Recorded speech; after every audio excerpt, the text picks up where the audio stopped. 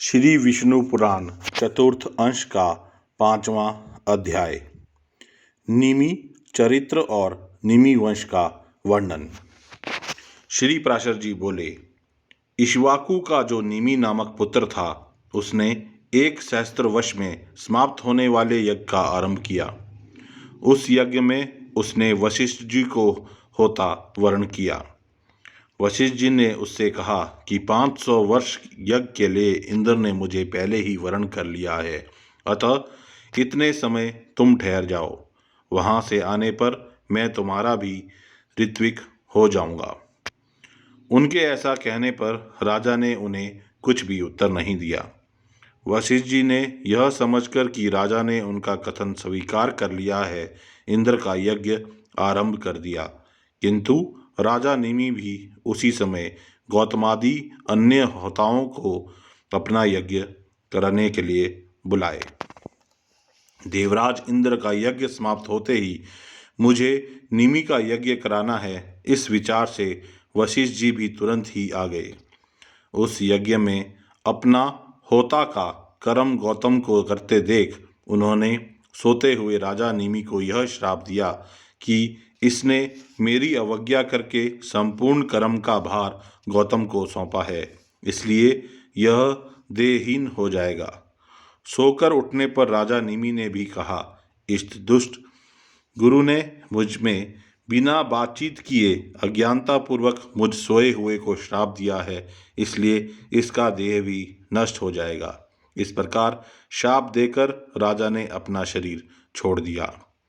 राजा निमि के शाप से वशिष्ठ जी का लिंग देह मित्रा वरुण के वीर्य में प्रविष्ट हुआ और उर्वशी के देखने से उसका वीर्य सकलित होने पर उसी से उन्होंने दूसरा देह धारण किया। निमि का शरीर भी अति मनोहर गंध और तेल आदि से सुरक्षित रहने के कारण गला सड़ा नहीं, बल्कि तत्काल मरे हुए देह के समान ही रहा। यज्ञ समाप्त होने पर जब देवगण अपना भाग ग्रहण करने के लिए आए तो उनसे ऋत्विक गण बोले कि यजमान को वर दीजिए। देवताओं द्वारा प्रेरणा किए जाने पर राजा निमि ने उनसे कहा, भगवान, आप लोग संपूर्ण संसार दुख को दूर करने वाले हैं। मेरे विचार में शरीर और आत्मा के वियोग होने में जैसा दुख होता है, वैसा और कोई दुख नहीं है। इसलिए मैं अब फिर शरीर ग्रहण करना नहीं चाहता, समस्त लोगों के नेत्रों में ही वास करना चाहता हूँ। राजा के ऐसा कहने पर देवताओं ने उनको समस्त जीवों के नेत्रों में अवस्थित कर दिया। तभी से प्राणी निमेषोन्मेष पलक खोदना मूंदना करने लगे हैं। तदनंतर अराजकता के भय से मुनिजनों ने उस पुत्रहीन राजा के शरीर को अरणि शमीदंड से मंथा। उससे एक कुमार उत्पन्न हुआ जो जन्म लेने के कारण जनक कहलाया। इसके पिता विदेह थे, इसलिए वह वैदेह कहलाया गया और मंथन से उत्पन्न होने के कारण मिथि भी कहा जाता है। उसके उदावसु नामक पुत्र हुआ।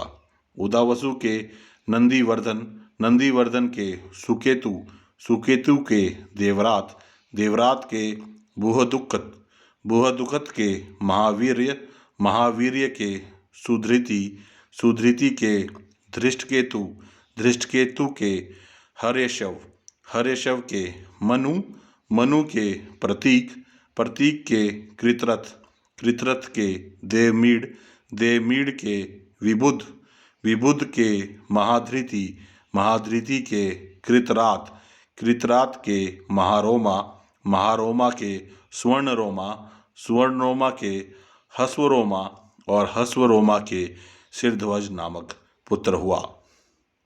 वह पुत्र की कामना से यज्ञ भूमि को जोत रहा था। इसी समय हल्के अग्रभाग में उसके सीता नाम की कन्या उत्पन्न हुई। सिरध्वज का भाई शाकांश नरेश कुशध्वज था। सिरध्वज के भानुमान नामक पुत्र हुआ।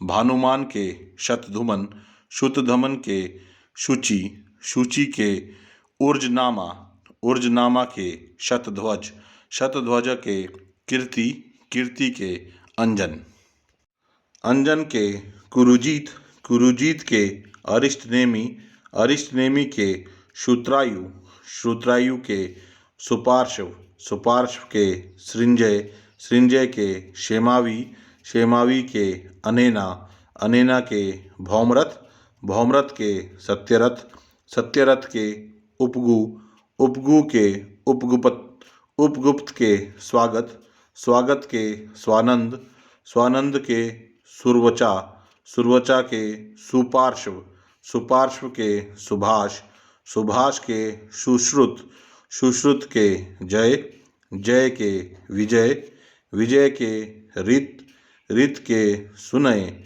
सुनय के विथव्य, विथव्य के धृति, धृति के बहुलाश्व और बहुलाश्व के कृति नामक पुत्र हुआ।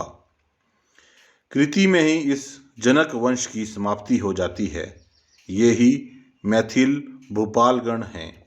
प्राय ये सभी राजा लोग आत्मविद्या को आश्रय देने वाले होते हैं। यह था श्री विष्णु पुराण के चतुर्थ अंश का 5वां अध्याय।